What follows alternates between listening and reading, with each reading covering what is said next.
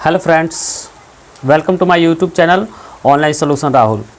मैं आज बात करने वाला हूं कि आधार कार्ड से कैसे पैसा निकाला जाता है। जो मोबाइल से आप आधार कार्ड का नंबर डाल के आप अकाउंट से पैसा निकाल सकते हैं। तो मैं इसी के बारे में आज ये वीडियो लेकर आया हूं कि कैसे आधार कार्ड से पैसा निकाला जाता है।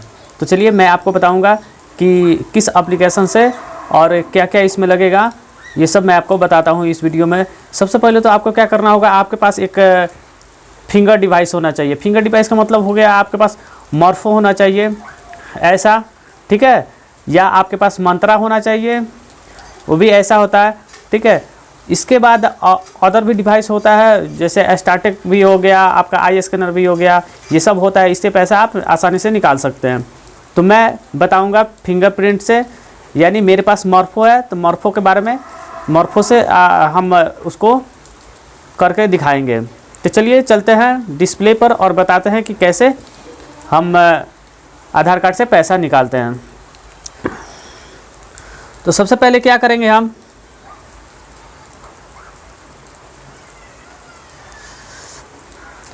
मेरे पास मॉर्फो है तो सबसे पहले क्या करना होगा, अपने मॉर्फो का जो एप्लीकेशन होता है आरडी सर्विस, उसको क्या करेंगे, इंस्टॉल कर लेंगे, तभी आपका मॉर्फो काम करेगा। तो मेरे पास देखिए यहाँ पे मॉर्फो है। मैं मॉर्फो को क्या करता हूँ, इस पे हम मोबाइल से जोड़ देंगे। यहाँ पे क्या हुआ, your device is ready for use, यानी आप यूज अब कर सकते हैं मॉर्फो का। तो इसके लिए आपके पास एप्लीकेशन होना चाहिए, आपके पास आईडी होना चाहिए कि आधार कार्ड से पैसा जो निकाला जाता है उसके लिए आईडी लेना पड़ता है। आप जो लेना चाहते हैं ले सकते हैं, जैसे सीएससी हो गया, सीसीएससी हो गया, आपका आरबीएल का हो गया, पेनियर का हो गया। ये सब क्या होता है, इससे हम पैसा निकालते हैं। तो चलिए मैं आपको बताऊंगा कि फिनो का जो होता है मित्रा, ठीक है, मित्रा एप्लीकेशन देखिए ये डिस्प्ले पर दिखा रहा है, ये फिनो मित्रा लिखा हुआ है। मैं इससे आपको आधार कार्ड से पैसा निकाल के बताऊंगा। तो चलिए फिनो पे क्लिक कर देता हूं।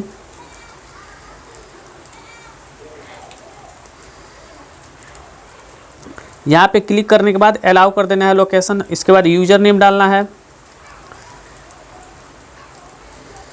अपना। यहाँ पे आपने अगर आईडी लिया होगा तो आपका यूज़र आईडी और पासवर्ड दोनों मिला होगा, तो यहाँ पे आपको दोनों भरना होगा। तो मैं यहाँ पे आईडी अपना भर लेता हूँ। आईडी भरने के बाद यहाँ पे कंटिन्यू का ऑप्शन दिया हुआ है, या कंटिन्यू बटन पर क्लिक कर देंगे। क्लिक करने के बाद आपको यहाँ पे पासवर्ड का ऑप्शन दिया हुआ है, यहाँ पे हम पासवर्ड डाल देंगे। चलिए यहाँ पे पासवर्ड भी डाल दिए। उसके बाद लॉगिन का ऑप्शन दिया हुआ है, हम इसको लॉगिन कर देंगे यूज़र आईडी और पासवर्ड डाल के। यहाँ पे मेरा लॉगिन हो चुका है, आप देख सकते हैं कि मेनू यहाँ पे खुल चुका है। तो यहाँ पे क्या है, ये एटीएम का सुविधा भी दिया होता है। अगर आईडी के साथ आप एटीएम लिए होंगे तो आप एटीएम से भी पैसा निकाल सकते हैं। जो आप अकाउंट खोलिएगा उसका एटीएम हाथों हाथ चालू करके आप दे सकते हैं।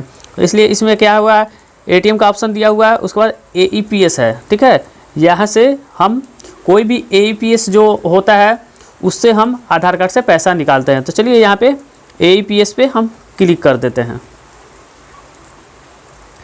क्लिक करने के बाद यहाँ पे सारा ऑप्शन खुल के आ जाएगा। यहाँ पे जैसे कैश विड्रॉ है, यानी पैसा आप निकालते हैं। एपीएस मिनी स्टेटमेंट है, यानी अपने खाता का जो मिनी स्टेटमेंट निकालना होगा वो यहाँ से निकल जाएगा।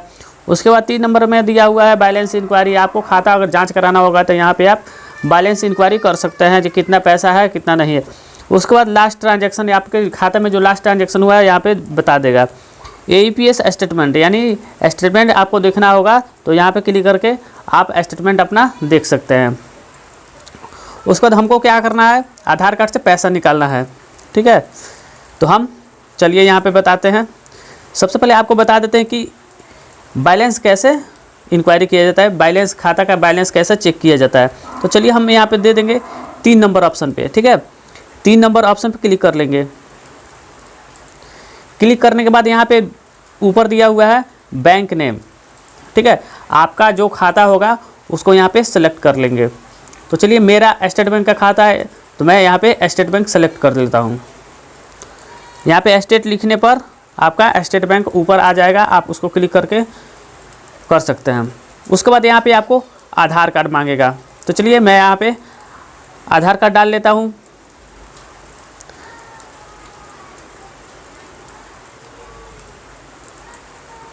यहाँ पे मैंने आधार कार्ड फिलअप कर लिया। अब इसके बाद यहाँ पे नेक्स्ट का ऑप्शन दिया हुआ है, यहाँ पे नेक्स्ट कर देंगे। नेक्स्ट करने के बाद फिर से यहाँ पे नेक्स्ट का ऑप्शन दिया हुआ है, नेक्स्ट कर लेंगे।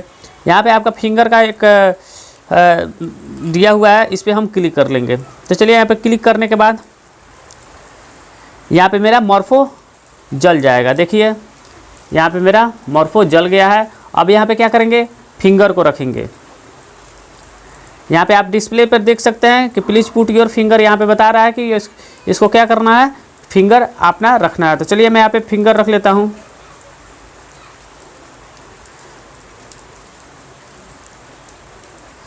फिंगर रखने के बाद यहाँ पे ये जो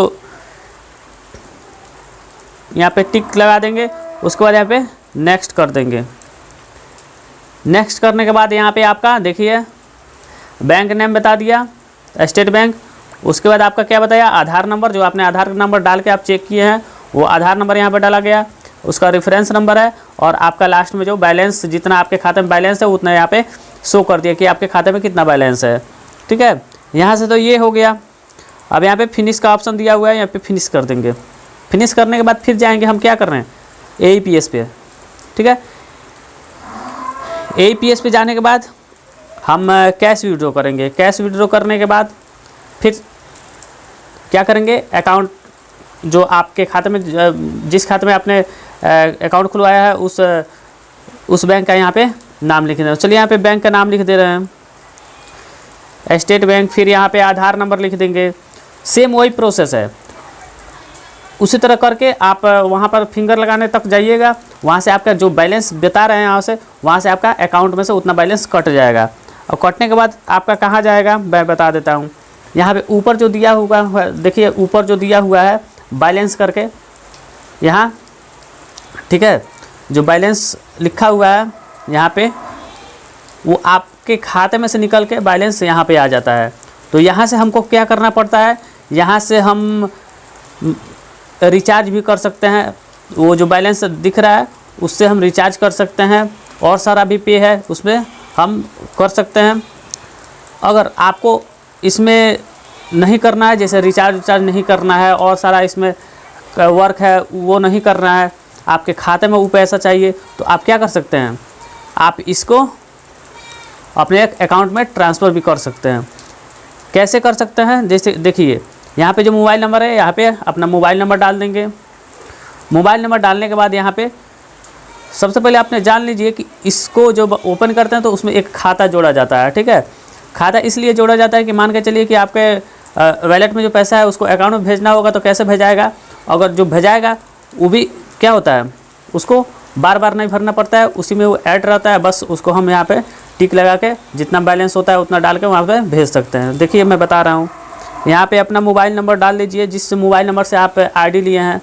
उसके बाद सर्च पे क्लिक कर दीजिए। सर्च पर क्लिक करने के बाद यहाँ पे रेमिटेंस लिखा हुआ है, ठीक है, यहाँ पे हम क्लिक कर लेंगे। क्लिक करने के बाद क्या करेंगे, ये नेफ्ट हो गया। नेफ्ट करने का मतलब हो गया कि आपका तुरंत का तुरंत पैसा नहीं जाएगा।